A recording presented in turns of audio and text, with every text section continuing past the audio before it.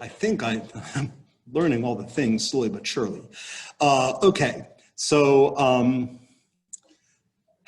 anyway, so we ended off the last time with this idea of isomers, more specifically constitutional isomers, also known as structural isomers. That's one thing you probably picked up even in Gen Chem, and I'm afraid to tell you it's even worse in organic. This idea that chemists are never satisfied unless there's like at least 2 or even 3 names for the same thing. And organic chemists love it when that happens, when there's 2 or 3 names for the exact same thing. So sorry, but I'll at least give you fair warning about that. So structural isomers, constitutional isomers, same thing. Both mean a situation where you have 2 or more molecules that have the same molecular formula, but the atoms are connected differently. And so they are different compounds. We gave an example with oxygen the last time, I think. This time we'll use the example that's in your book, which is C5H12. And C5H12 has no fewer than 3 different isomers, and these are they. And this also shows, oh yeah, they're explaining F in the chat. That's fine. Might as well fill everyone in. Good, so this is one way of drawing structures. And this method of structure drawing entails explicitly drawing out every single atom and bond. And it's not wrong, it's perfectly fine, but I think you'll agree that this gets a little bit tedious, even with just 5 carbons. What if we had 10 carbons or 15? And 15 carbon compounds are not even all that rare. That's not even getting especially large yet. I would consider that a medium-sized molecule. So this is all fine, but we need some ways of abbreviating this just to make our lives easier. But the first thing we need to get down is there's many different ways of drawing any one given compound. Now, I'm hoping that you can see that these are all different compounds. For instance, in this second one, we've got this carbon here that's attached to 3 different carbons, and we don't have any carbons like that over here. No carbon is attached to more than 2 carbons. So that's how you can know that those are 2 different compounds. Likewise, this is yet a third possibility. You've got a central carbon atom with no hydrogens directly attached, but 4 carbons instead. Soon we'll learn that CH3 is called a methyl group, METHYL. So this is yet another possibility. And I think those are it. I don't think you can find another way of connecting 5 carbons and 12 hydrogens that gets you a different compound. So all that is fine, but is there anything we can do to make this easier on ourselves? And of course the answer is yes. One way of making our lives easier is writing what are called condensed structures. So for this one, we might write CH3, CH2, CH2, CH2, chat, you're in the way, CH3. And the way this works is we're chunking sets of atoms together. So this first CH3, that's going to refer to this carbon and those 3 hydrogens. And let's pick another color. Then we get CH2, which refers to this carbon and those 2 hydrogens, and so on and so on. The next CH2 would be over here. And I think you get the idea. So this is called a condensed formula. It's just one way of shortening it and making our job easier. Since, as you can imagine, if there's many more than about 3 carbons, you're just going CH all day long, and it's just a dreadful pain. So this is one way of making your life easier. We call those condensed structures. And again, this is no better or safer than this. It's just another way of showing the same thing. But this is absolutely not wrong. If we were doing non-multiple choice tests, even though ours will be multiple choice, if somehow there was a free answer thing, which this was the right answer, either of these would be accepted for full credit. And there's other ways of doing it besides. Maybe today, for some reason, excuse me, Chad, I've got to put you down here for a moment. Maybe today, for some reason, you feel like writing it vertically. Perfectly fine. I don't know why you would, but it's certainly not wrong.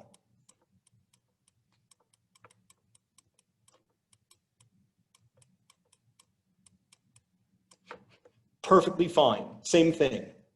The question I would often get about something like this is a question that I have a love-hate relationship with. All right, maybe it's more of a hate relationship.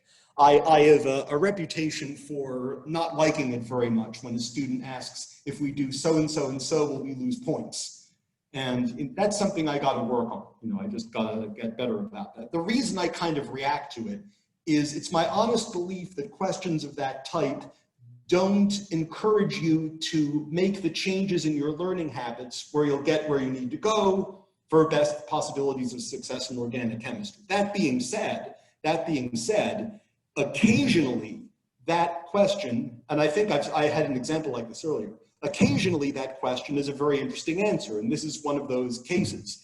If this is the answer in an exam, would I take points off for that? Answer is not only would I not take off points, I wouldn't even notice. I would just immediately perceive that it's the same thing and move on to the next question. So what that means practically for you guys in terms of what you have to know is you need to practice until you get to the point where you see that all of these are the same thing. They're just different ways of drawing the same thing. So that I think can be helpful information to you. And it just takes practice. This one over here, how would we condense this? Well, there's again more than one way. We might go CH3, CH2, and then we have to somehow show that this carbon is attached to an H and two CH3s. There's a couple ways of doing that. H, you could write CH3 over here, and you could put another CH3 down here. And that's not the only right way to do it. If you had swapped the H with either of these CH3s, it would be fine. Again, not only would I not take off points, but I wouldn't even notice. It's the same thing. Where on earth did I think I managed to banish Chad entirely? Come back. It's like under, how did I even do that? It's like under this bar over here. Come back. Maybe.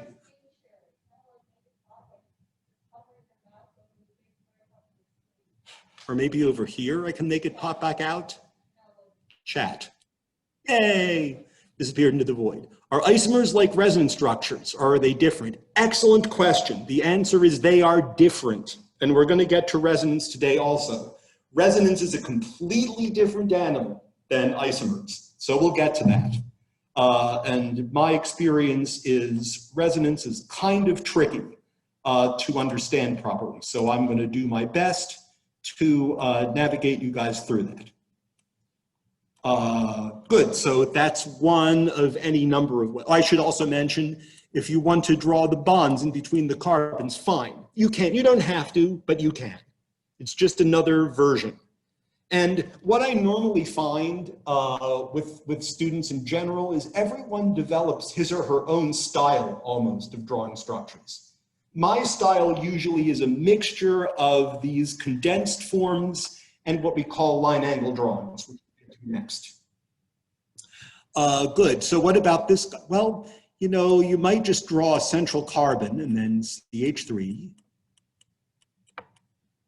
maybe CH3 over here, CH3 down here. And then over here on the left side here, you could write either CH3 or H3C. They're both perfectly fine. If you really wanted to be creative, I suppose you could do something like this.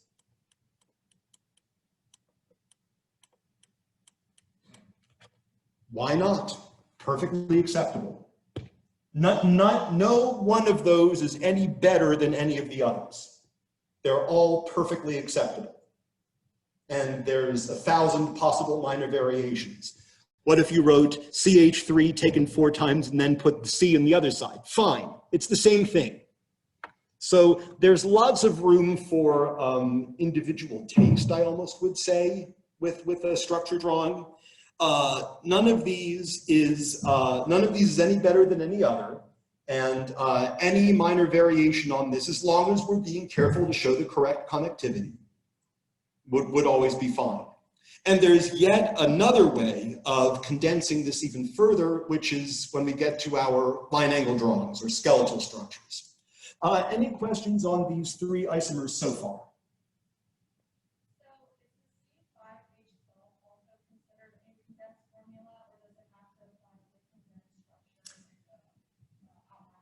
Let me just get, let me make sure I understand your question right. The question was, is C5H12 also a condensed form structure? So something like that, yeah. And I would say the answer to that question is no. C5H12 is just a molecular formula.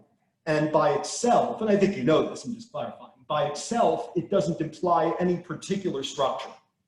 So all of those are C5H12. Now, as to what to put down, that depends what the question's asking for.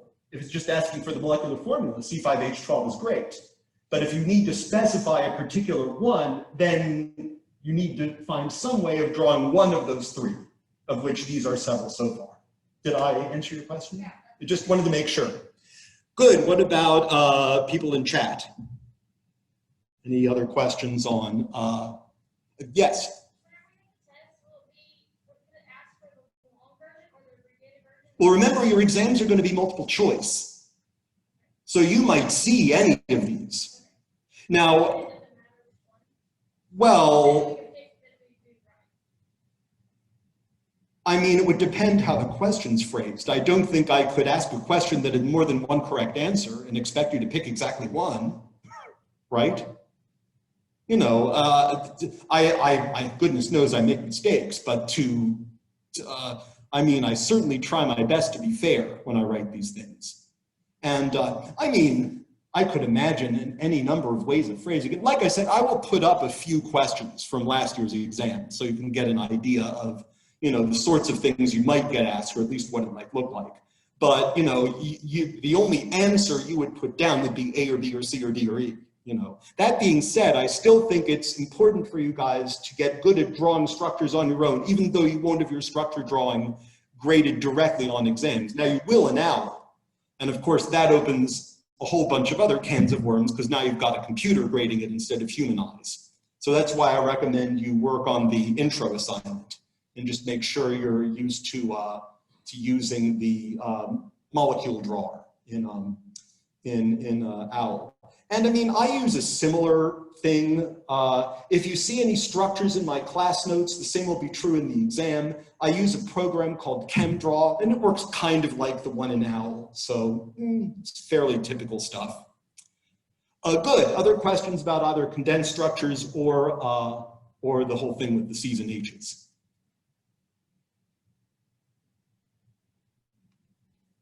Well, let's see. Let me try not to lose chat entirely here. Oh, geez. Well, this screen is the size of a postage stamp for one. And everything sits in front of everything else. Stay. Okay, let's do this. Well, you guys probably have that all down.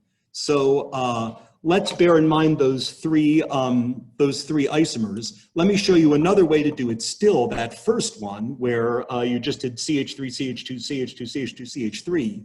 You can do something called a line angle drawing, and that would look like that. And so the rules for line angle drawings is anywhere you see a sharp point or a corner of any kind. That line could be straighter, I suppose. It's meant to be a straight line, not some sort of weird curve.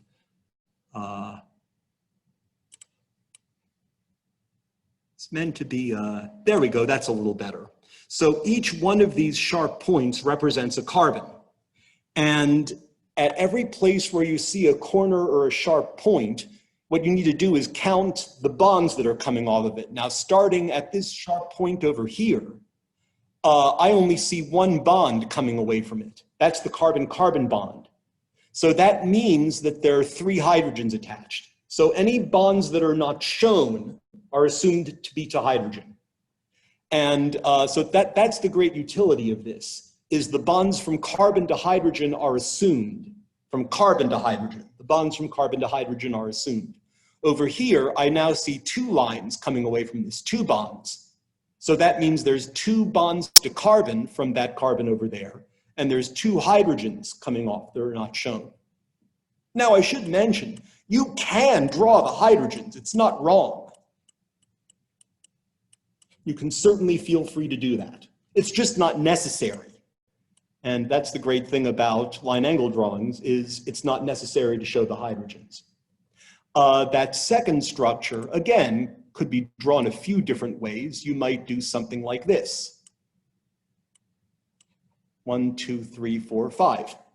So here we have 1 carbon over here. That's going to be a CH3 because I see 1 bond coming away from it.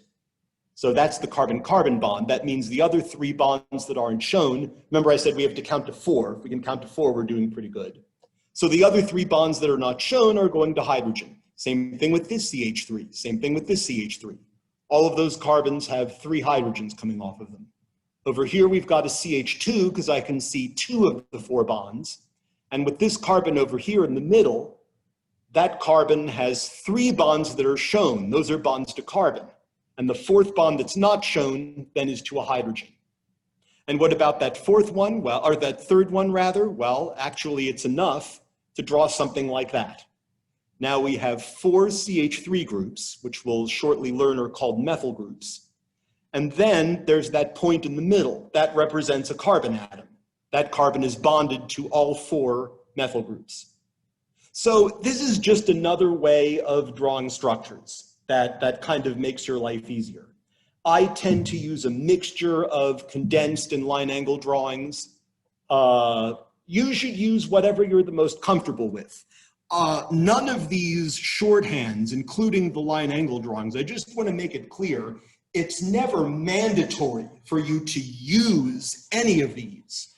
If you're more comfortable using condensed structures or even the ones where you draw out every bond explicitly, that's fine. It's never mandatory for you to use one type of structure drawing convention or another.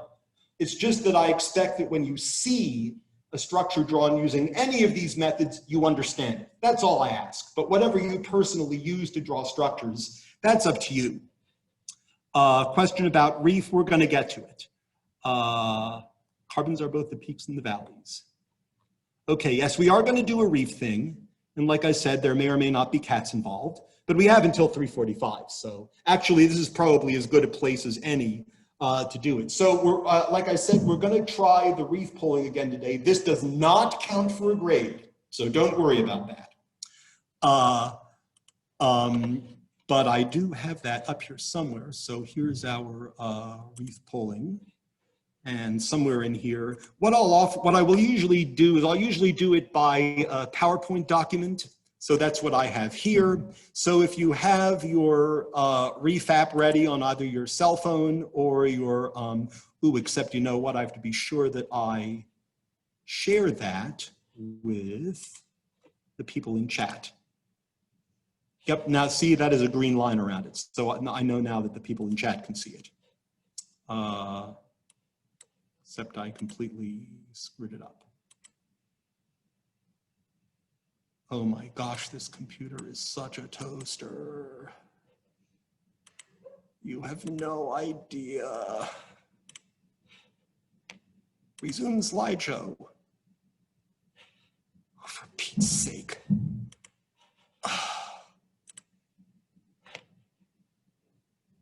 And I'm getting a whole bunch of things in chat, which of course I have no clue where chat is. Says 50% for me, but it's you. Any absences that it says you have, I'm not even going to look at that. Don't worry about it. Nothing counts until Wednesday. This doesn't count either. So what we'll do, except I can't do a slideshow. Wait, how about from current slide? Will it do that? No. I hate this computer. Have I mentioned that? All right, well, then here's what we're gonna have to do. Let me just make sure that the people in chat can still see it. Oh, wait a minute. That's what I want. There we go. Well, except of course, now this lets you see the next ones, but close enough, I don't care. Hopefully this gets better, but this computer is not really doing a very good job at reading my mind. So what I'll do is I'll start this, and our first question, which of the following compounds is most likely to be inorganic? It might look something like this, except I won't always give you the answer like I'm giving you here. Not that it matters, because this doesn't count anyway. But hopefully you can all agree that the correct answer is B. All of the others contain mostly carbon and hydrogen, and in B there is no hydrogen. So even though it's kind of on the borderline, I would have to say that molecule is inorganic. So hopefully, has everyone, including 121 responses, wow, so I know it's working in chat too. Now you should also be getting feedback in your device that your answer was recorded, right? Good, so that's how it will go. It does not count today. Next question. Which of the following structures is wrong? And I would put it to you that exactly one of those structures is wrong, and I may or may not be already giving you the answer.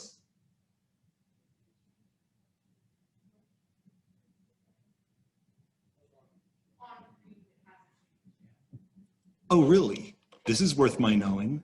Maybe I have to stop this and do it again.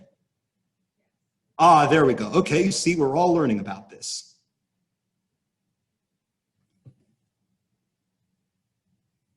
See, that's why we're doing a practice run. Good, well, I think you all get the idea by now. Hopefully you can all see that in B, we would have a carbon here in the middle that is 5 bonds, and that's a problem. 5 is too many. 4 is just right. 5 is too many. Good, so it will go something like that. Now also, and I think I already did with this one, in general, I will also put up the reef pulling sessions on eCampus. Usually I'll do it after the fact, because ordinarily I won't give you the answers ahead of time like this. But in cases where we actually do polling instead of just taking attendance, I will wait until after class, and then usually by sometime the next day at the very latest, I will put up the reef polling session as a PowerPoint document on eCampus. This one is already there. So that's kind of how it will go. Good. Everyone comfortable? Everyone okay? So you can already see, this is already on eCampus. You can download it if you want. Now, in terms of some very important animal life that we have at my house. This is Bella the cat, and she's an old lady now. She's 14 years old. She turned 14 in May, so she'll be 15. And she has no teeth, poor Bella. Had them removed about a year and a half, 2 years ago.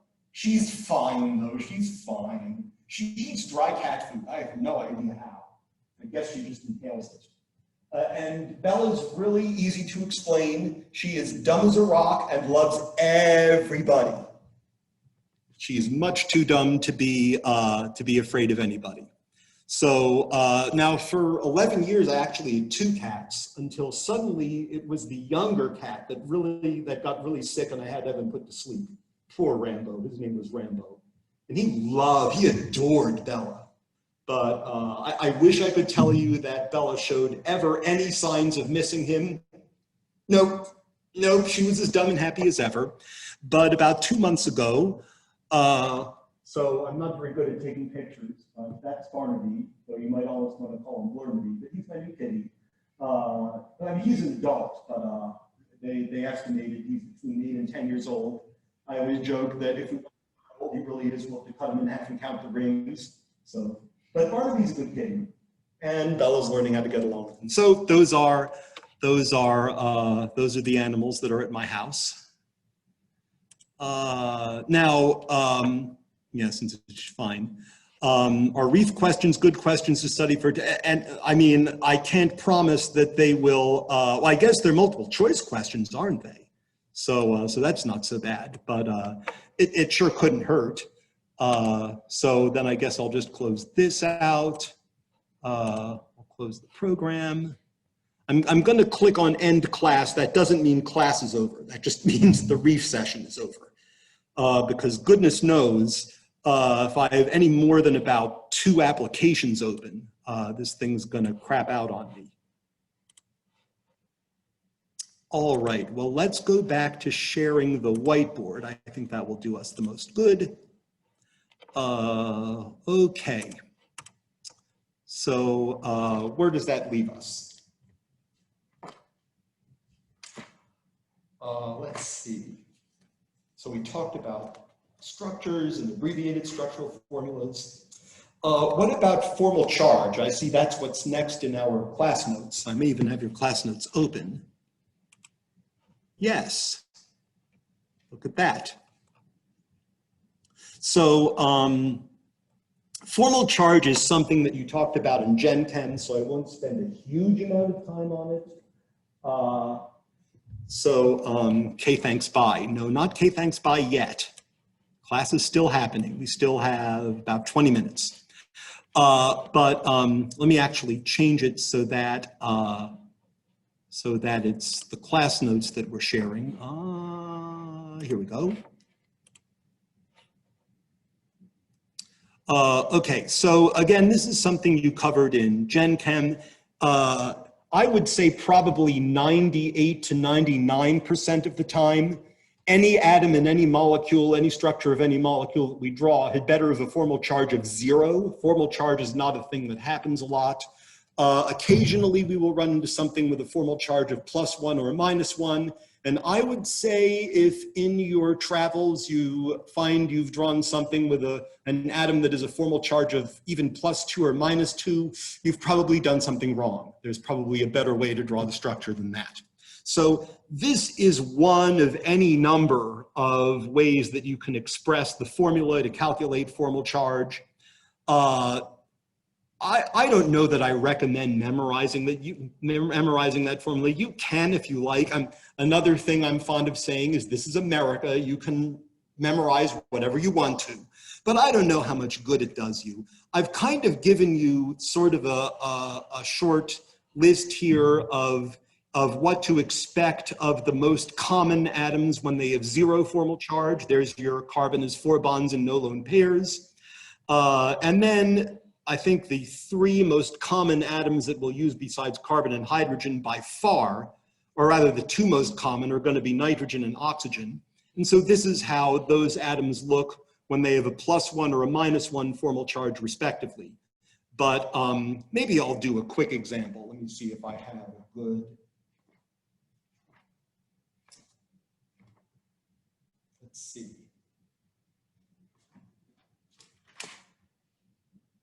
That's a good one. That's a good one. Let's do the bicarbonate ion.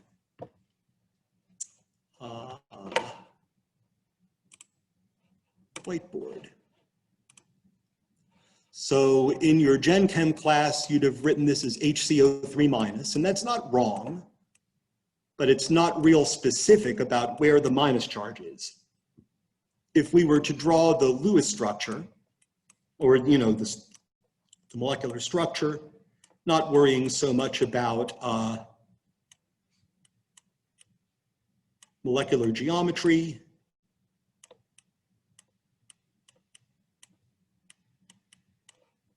I think you would find for everything to obey the octet rule, it would look something like this. And that's using all of the electrons. Let's just double check me. Hydrogen has 1 valence electron, carbon brings 4, so we're up to 5. Each of the oxygens brings 6, 3 times 6 is 18, 18 and 5 is 23, plus 1 more for the minus charge makes 24. So we should have 24 electrons, 2, 4, 6, 8, 10, 12, 14, 16, 18, 20, 22, 24. So we're good, we've accounted for all of the hydrogens.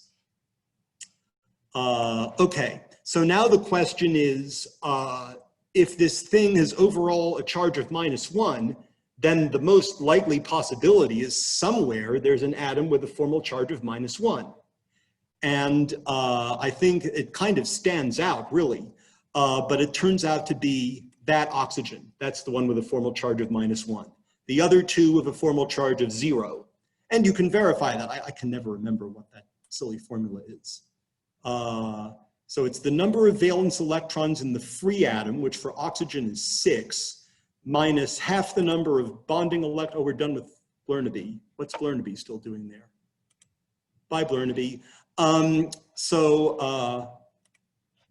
Right, so it's 6 in the free atom minus half the number of electrons in bonds.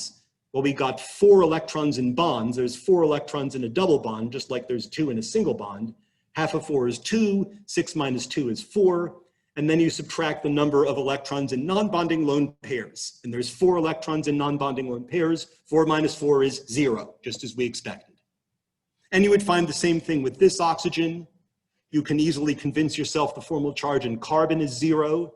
So there's 4 electrons in the free atom. There's 2, 4, 6, 8 electrons in bonds. So half of 8 is 4. 4 minus 4 is 0. Then we subtract the number of electrons in non-bonding lone pairs, where there are none. So again, the formal charge is 0. If you work it out for this oxygen, then you have what? 6 electrons in the free atom minus half the number of electrons in bonds. There's 2 electrons in bonds, half of 2 is 1, 6 minus 1 is 5.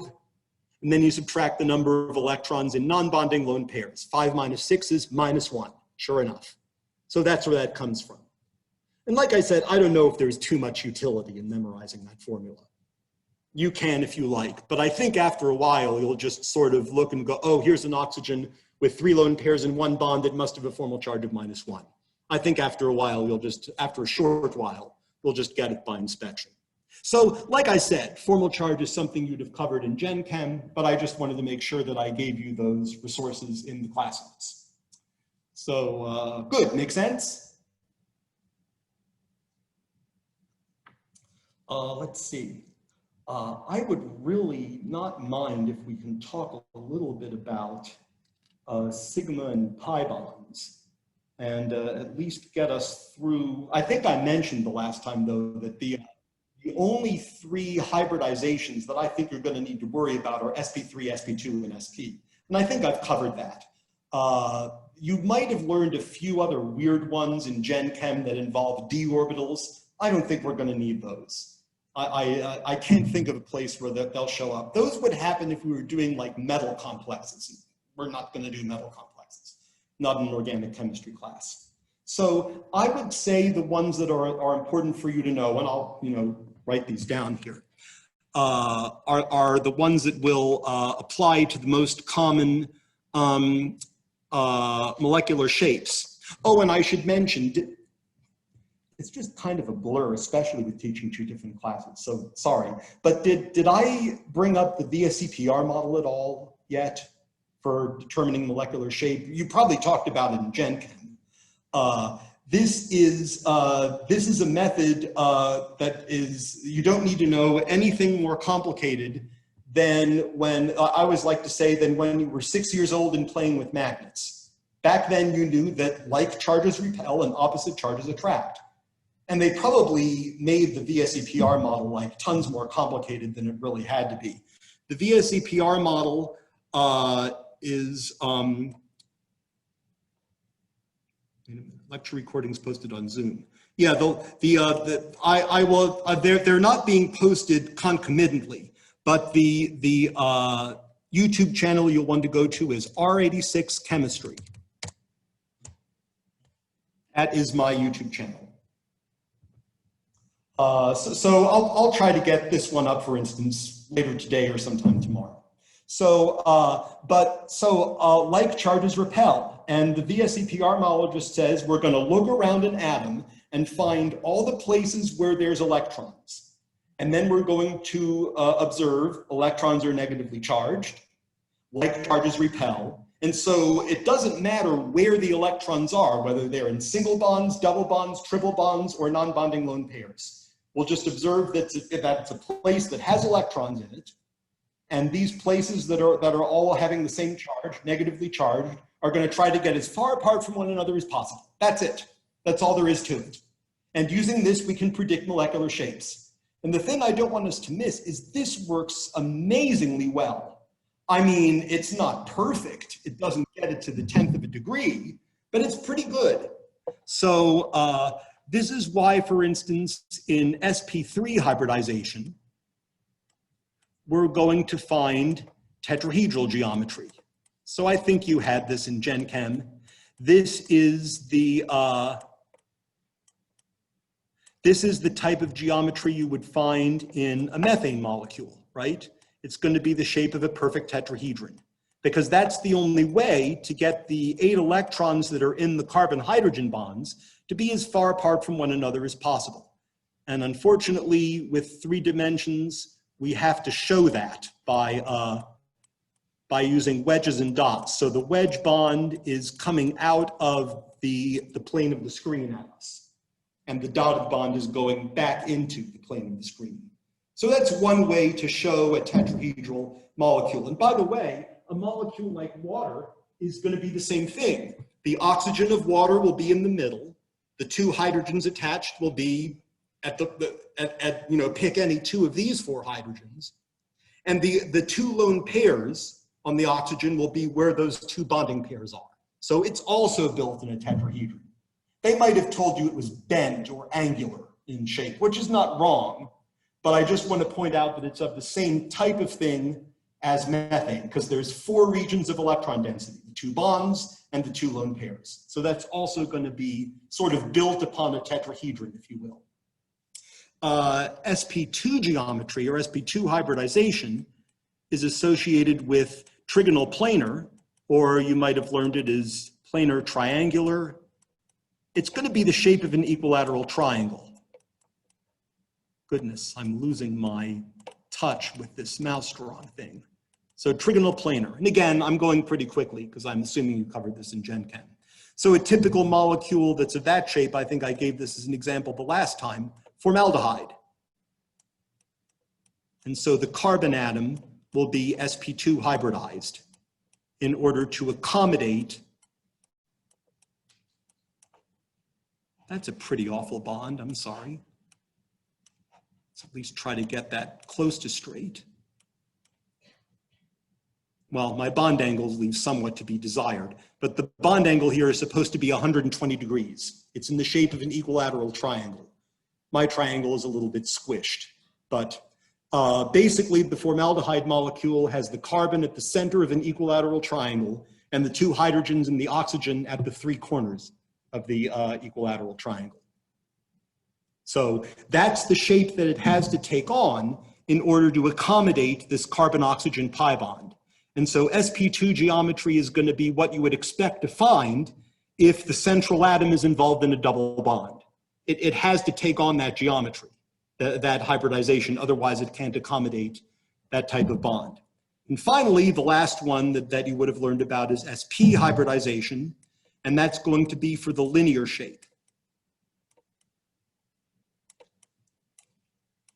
And this is the type of hybridization carbon would take on in a molecule like HCN, hydrogen cyanide.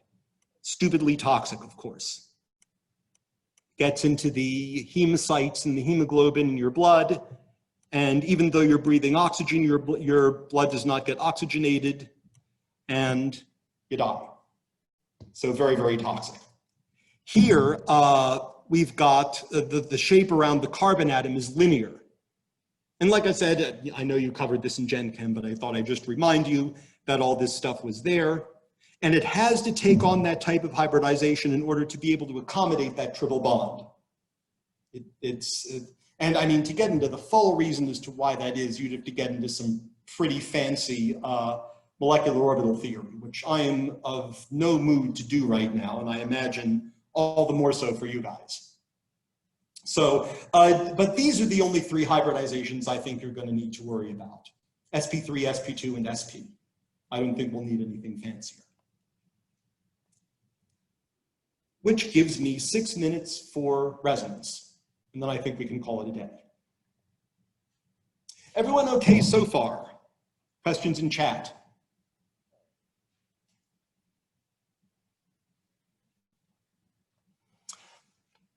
Just want to make sure everyone still can see.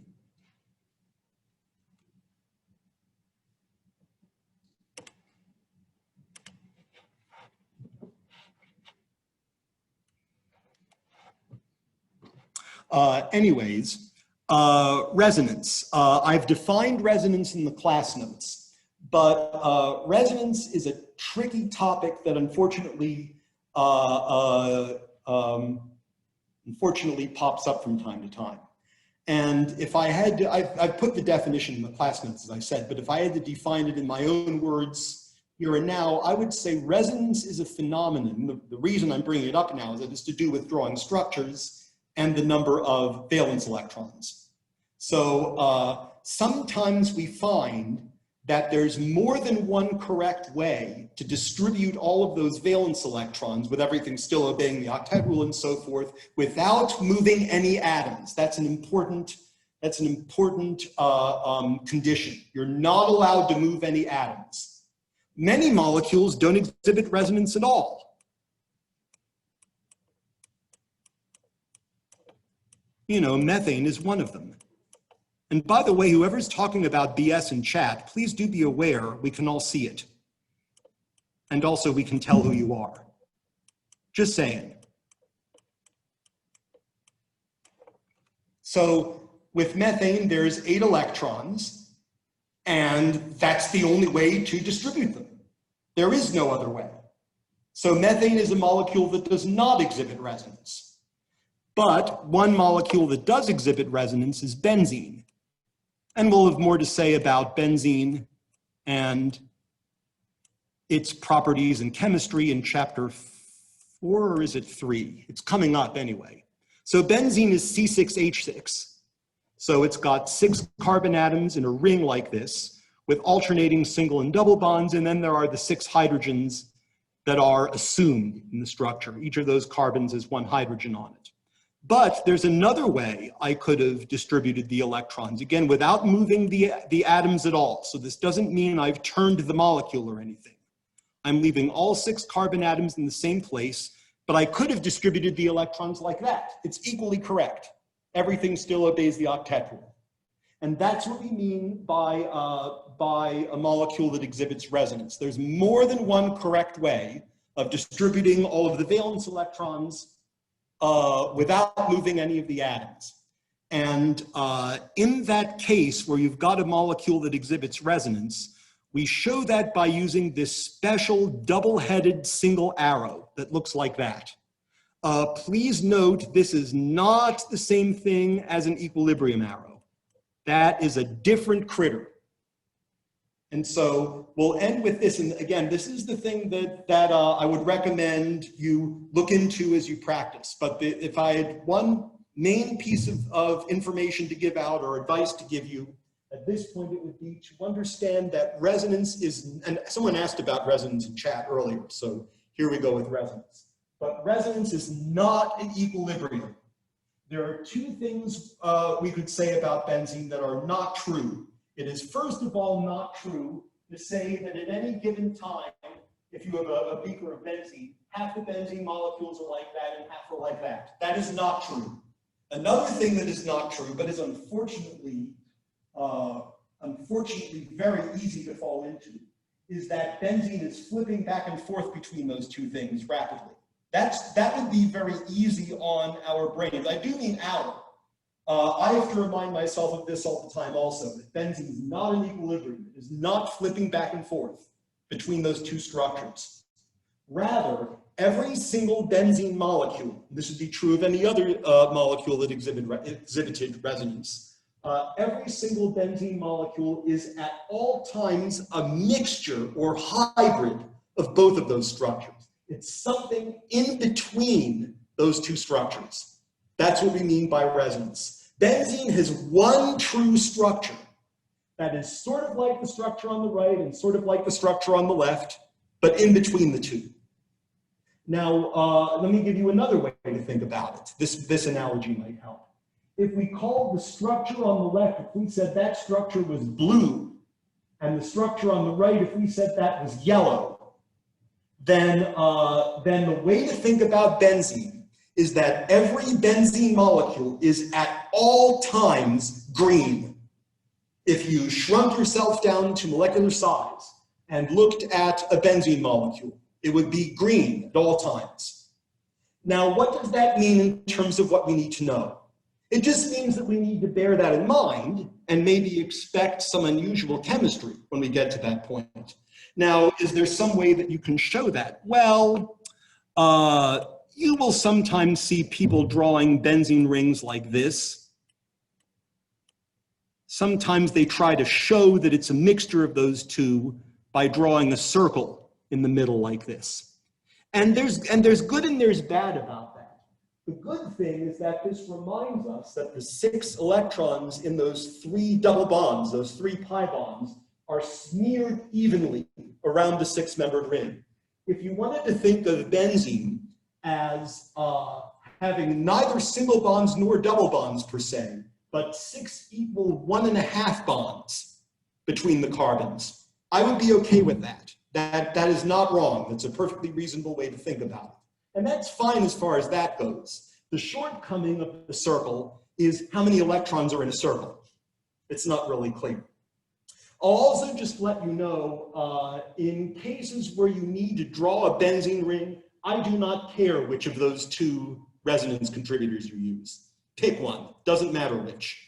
When I tend to draw on the chalkboard or on the whiteboard, as it were, I kind of am a circle guy. I tend to draw circles unless there's some point I need to make. But if you see works of mine, either structures drawn in your class notes or maybe on an exam, you'll notice I tend to pick one of those 2 structures because ChemDraw, the program I use to draw structures, doesn't make it particularly easy to use the circle. So I have to pick one of these others instead. You can use whichever you're more comfortable with. Other than that, I'm actually out of time. So I think that leaves us in a good spot to start discussing functional groups and things like that on Wednesday. Until then, have a great day.